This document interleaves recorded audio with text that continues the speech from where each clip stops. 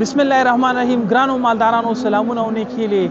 توحید علي عظیمي ما د لر سپین غر زراعتي او مالداري شرکت په نمایندګۍ باندې موږ د اوجي جینټیک نړیوالې برنامې یا نندارتون ته راغلو چې د دې نه بهترین نسلونه د نسل د انتخاب دپاره ټاکل کیږي او بیا د هغه د راتلونکي دپاره چې دی د هغې نه کار اخیستل کیږي. نو دا چې تاسې کومې ګورئ دا ټولې چې دی دا اول ځل یې خوسۍ دی. یو شی چې دلته ډېر زیات مهم دی د شودو د تولید سره خوا کې صحت او د بدن کومې برخې چې دي اعضاوې چې دي فینوټایپ ډېر زیات مهم دی ځکه دا د غوا پر ژوند پورې تړلی دی.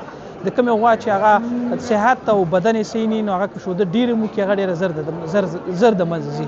نو دا چې تاسې کومې ګورئ دلته د دو د غولانځو ارزونه چې دي او بیا طول خصوصا او بیا د خپو کم دغه چې تاسې وګورئ کوم اندازه چې تاسو وګورئ او ماشاءالله دا ډېر زیات ښه دي.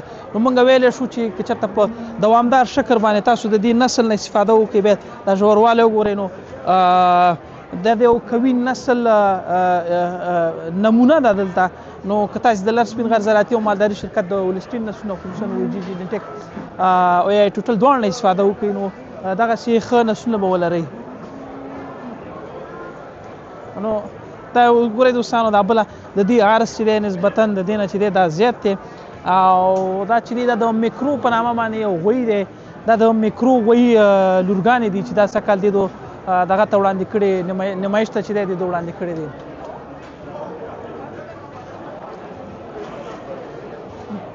دا چې دا مثلا دی تقریبا څه کم دی غوا چې دی تقریبا څه کم 14,128 کیلو شوده کړي دي په اول لنګون کې. اوس چې دی دا دویم لنګون دی دا روان دی. دی په اول لنګون کې 10,600 کیلو شوده کړي دي. نو دا په هر لنګون کې چې دی چې څومره وخت دی زیاتېږي په هماغه اندازه باندې د شودو اندازه هم چې دی زیاتېږي. دوستان عزیز اینا نمونه اصلاح شده شرکت اوجی جینتیک هست که از بقاقای خودشان استفاده میکنه و کلشان که هستن دفعه اول شیردی را تکمیل کردن و ولی در شیردی دوم هستن. در شیردی اول تقریبا 11,000 و 12,000 و 12,500 و تا به 13,000 که هستن اینا شیر تولید میکنن و این نسل که هست نسل اوجی جینتیک میتونه که تا 5 یا 6 بار کم است چوچه بتا. حتی ما گواهی دیدیم که تا 8 بار چوچه را زایده.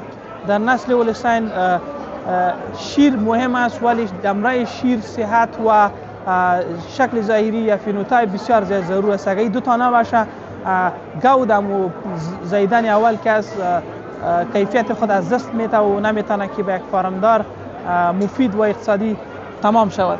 نو دا ډېر یو ارامه نسل دی او موږ هم تاسو نه خواهش کوو چې کله تاسو نسلونه اصلاح کوئ نو د داسې نسلونه چې دی ګټه واخلئ. خصوصا دا وګوره دا ماشاءالله دا د غولانځ ته وګوره دا د مخکې برخه چې ده دلته برابره ده او بیا د دې نو لر سپین غر زراعتي او مالداري شرکت تاسو ته چې دی هغه د بهترین اوجي جینټیک مصنوعي القاح چې دی دا تاسو ته وړاندې کوي.